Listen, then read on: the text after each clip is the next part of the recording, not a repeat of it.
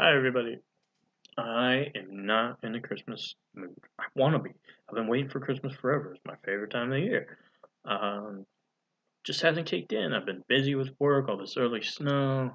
So I'm going to do something about it. I'm going to look at things a little different this year. I don't want to just fly through the season and miss it.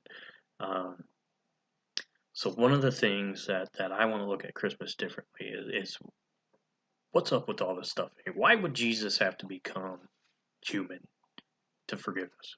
Right? Why? What's up with all that? As an outsider looking in, I think people are like, "That's weird. Why is that necessary? That's not necessary. He's God. He could just say, I forgive you."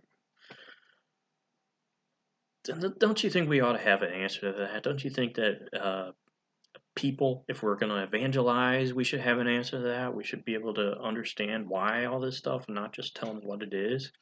I think that's what we need, and I think we're going to try to look at Christmas a little different this year and try to understand some of these things. And about 800 years ago, that's exactly what this fine looking man did. This is handsome Anselm. He's a hardcore dude. Don't judge a book by its cover. He was exiled twice by two separate kings out of England.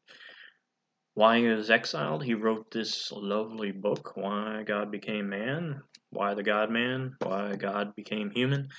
To answer that question, why is it so necessary? We don't really have an answer, but just we are made in the image of God. We can use our minds. He gave us a rational world, so we should try to figure some of these things out, don't you think? And that's exactly what he did. He wrote a book, and if you have ever read any medieval writing, it's kind of weird a lot of times. It reads like a play. It's a back and forth. So that's what Anselm did. Anselm's on one side, and this gentleman right here, Bozo, was on the other side. Now, I'm kidding, of course. I don't have a picture of Bozo, but this is where Bozo gets a bad rap. That's where Bozo's name gets associated with kind of being clueless, right? Just being a clown.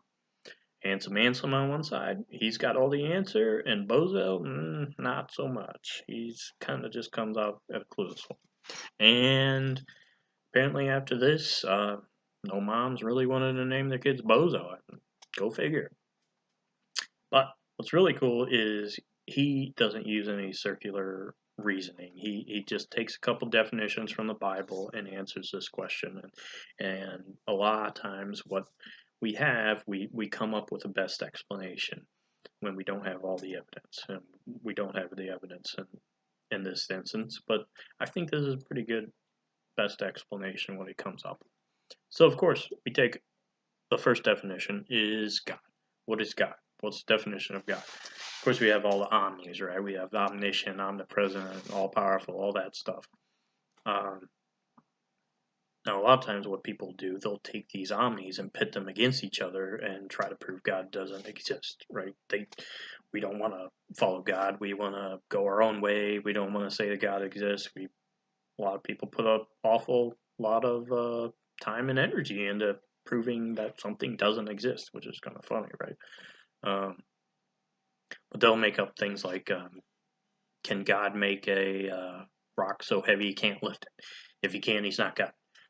Can God make a square circle? If he can, he's not God. Right? They'll pit these things against each other and try to say, well, he's not God. God doesn't exist. Blah blah blah. These fall apart pretty easy. Not too many people try this anymore. It's if you can't come up with an instance of any of these things that these people come up with in their head, then they really just fall apart. You can't instantiate something like a square circle, then you're just talking nonsense. God cannot lie. He can't make contradictions true. These things aren't evidence of a limit of God. These things just show that God's perfect, right? That's another definition of God is God's perfection. Some of the attributes, two of the attributes of God's perfection is that God is perfectly merciful and God is the perfect judge. And at first glance, we look at those things and say, how could God be a perfect judge and provide perfect judgment, and on the other side have a perfect mercy?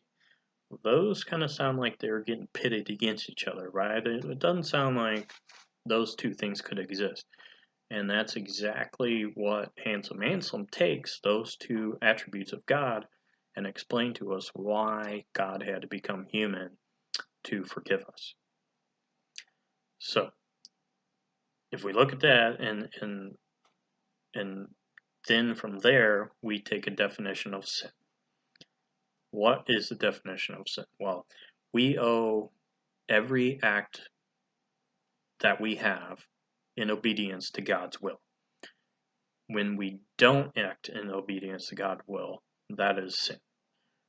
Now, when we try to make up for that, if we try to make up for it, let's say I do something blaspheme against God or something, and I say, well, God, I'm going to make up for it. I'm going to go to church extra from now on, or I'm going to be extra nice to my wife, or anything like that. Well, those things aren't making up for it. Those things are just more in accordance to God's will. So we still owe for that sin beforehand. We just think we're better than we were before. Um, and those sins that we have just keep piling up and never get paid for. This is where you start to see why God had to become human in order to pay for those sins. We can't pay for those sins. So as human, God owes the sin. As God, he can pay the sin. You start to see these why this whole Trinity thing is not only the best explanation, it kind of becomes necessary for God to A, give us free will, and B, to actually pay for our sins and be a part of our lives, be a part of our relationship with God. Why all this is a necessary thing. It's not just something made up. It's actually has a reason why it's so important. Why it's there's substance behind it. Um, so let's give an example. Let's say I had a bad day at work and I come home and I just go off on my wife for no reason, and I can make up for that, right? I can say or do different things to make up for what I did without her punishing me. Um, Doing those things is called satisfaction. Now, I've got a genius friend who just told me the other day when he is in the doghouse, he will make lamb chops and salmon for his wife. Genius guy. I mean, let's think about this for a minute because I think it's important. If you can help it, surround yourself with people who are far smarter than you, like me. It, you know, think about it in this way: you get to grill food, amazing food. You get to eat it. You get to make up with your wife. Chances are, when you're outside grilling something, she's not going to ask you to fold socks. The guy's a genius. Uh, but that him making that food for his wife is satisfaction. It's a payment for what he did wrong, whatever that was, right? Like I said before, when we sin and we try to make up that satisfaction, we can't do that. We just come in more accordance to God's will. Um, and but we still owe that satisfaction is still due, and that's why we depend on God so much to pay it. As God, he can pay it, but as human, he owes it. And you start to get that understanding, hopefully, of why that's necessary. Um, let's say I come home and yell at my wife and go off, and she just lets me get away with it, right? And doesn't say anything, just ignores it or something. That's really just acquiescence and evil. So that's where you get the understanding of God just can't let it go. He just can't say, I forgive you. That's acquiescence and evil. And God can't have any part of that, right? He has to be a perfect judge. He has to receive satisfaction from that sin. And so he has to be the perfect judge, but he also has to be perfectly merciful. So you get the two concepts of why why Jesus had to be both God and human, to both pay the debt and to owe the debt. This does not say that God was punished, that Jesus was punished on the cross. That to me is just a terrible vision of injustice. Um, if I come home and yell at my wife and I deserve that punishment, right? I deserve the punishment. If she takes her punishment out on somebody else, on the dog, if she takes my punishment out on the dog, that's injustice. Um, and God didn't take our punishment out on Jesus. That would be unjust, and God can't have any part of injustice. He's a perfect judge. That's just it's just adding too much to the picture, I think. If we just look at in this concept of God receiving satisfaction and being a perfect judge and perfectly merciful, I think that's enough. If we start adding any more to it, I think that's just a little bit too much. And then we have to start explaining the punishment and things like that. I don't think that Jesus was punished for us. I think he just fulfilled that satisfaction. He made that payment. If I go out and I do something and steal money from someone and then go spend it and I get caught and someone and I go before a judge and the judge says, "Listen, I know you're repentant. You don't have any past crimes. You don't have any of this. I can see it. You just got to pay the money back. The guy doesn't want to press charges or anything. Just pay the money back." And I can't pay it back. But let's say somebody else comes. Let's say that judge says, "Well, I understand you can't pay it. My son wants to pay that debt for you." That's not injustice. That's just an incredible act of grace. And what can I do other than just accept that gift? I mean, what can you do? You can't earn it. It's a gift. It's an incredible act of God's perfect mercy.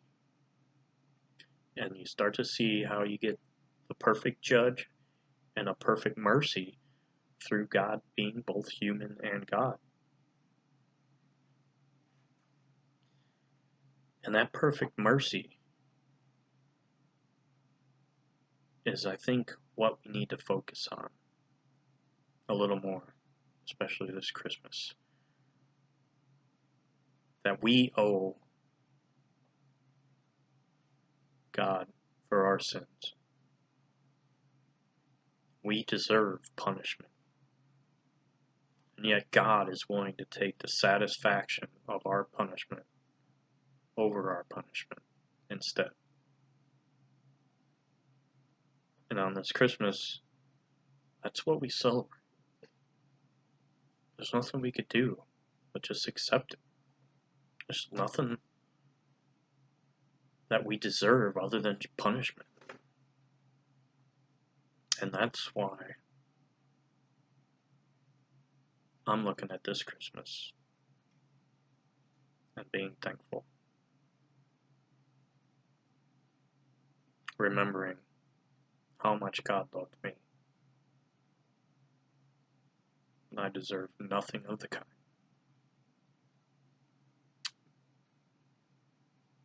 Merry Christmas.